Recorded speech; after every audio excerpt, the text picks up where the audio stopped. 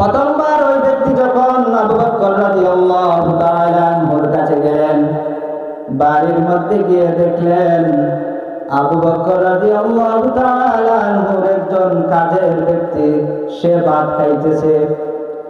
আর ওই ব্যক্তি খাবার খাওয়ার সময় কিছু অংশ ভাত মাটির মধ্যে পড়ে গিয়েছে। এই জন্য আল্লাহর নবীর সাহাবী ওই ব্যক্তিকে ধমকাচ্ছেন। এই দৃশ্যটা দেখার পর ওই ব্যক্তি আর আবু বকর রাদিয়াল্লাহু তাআলা আনহুর সঙ্গে দেখা করলো না, ফিরে চলে আসলো। ইয়া রাসূলুল্লাহ, ইয়া হাবিবাল্লাহ, আপনি কার দরবারে আমাকে পাঠালেন? গিয়ে আমি যে দৃশ্যটা দেখলাম, দেখার পরে আর আমি ওই ব্যক্তির সঙ্গে দেখা করলাম না। আমার নবী রাহমাতুল লিল আলামিন আবার ওই ব্যক্তিকে বললেন, তুমি আবার আবু বকরের দরবারে যাও, গিয়ে বলবে রাহমাতুল লিল আলামিন নবী আমাকে তোমার কাছে পাঠিয়েছেন কিছু খাবারের জন্য। আল্লাহর গোলাম আবার আল্লাহর নবীর সাহাবী আবু বকর রাদিয়াল্লাহু তাআলা আনহুর বাড়িতে গেলেন।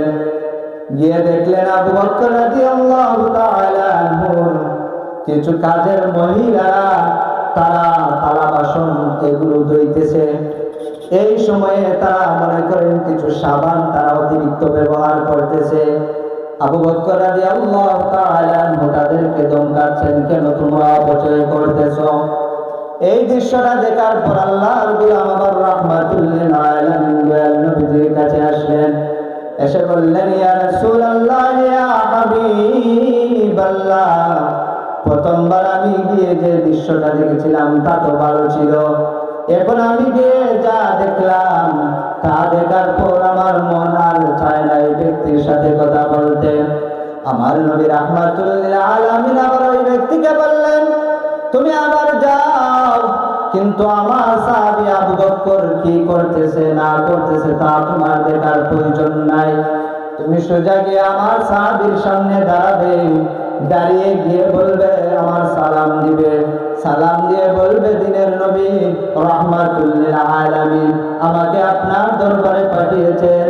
আমি 3 দিনের ক্ষুধার্ত, আমার স্ত্রী পুত্র নিয়ে আমি কোনো কিছু খাই নাই, আমাকে কিছু খাবার দেওয়ার জন্য। তৃতীয়বার আল্লাহর গোলাম গেলেন, গিয়ে আমার নবী রাহমাতুল লিল আলামিনের সালাম দিলেন। সালাম দেওয়ার পর বললেন, ও আল্লাহর নবীর সাহাবী, আমি আজ 3 দিন হলো কোনো খাবার খাই নাই, আমি আজ 3 দিনের ক্ষুধার্ত হয়ে রাসূলের দরবারে এসেছিলাম, কিন্তু আমার রাসূল